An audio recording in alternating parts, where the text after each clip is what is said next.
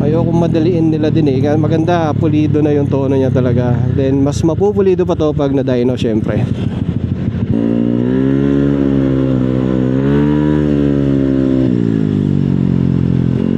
Kapit na kapit yung gulong, nararamdaman ko dahil bago linis. Pinaka-scrub ko yung gulong niya. Kapit na kapit siya oh.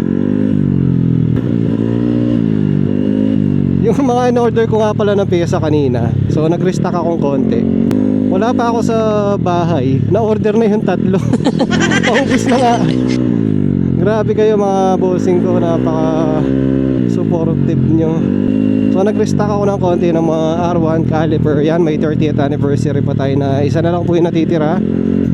And then meron pa tayong mga master, brake masters, E3, E3 plus, E4 plus. Ayan, matraffic ngayon dahil hindi maulan, no?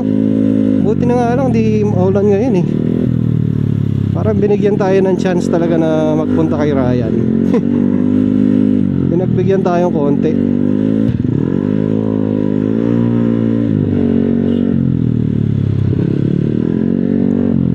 Isa lang ang dinala kong baterya ng camera since papunta lang naman ang marirecord natin. Pauwi kasi nakasasakyan na tayo eh.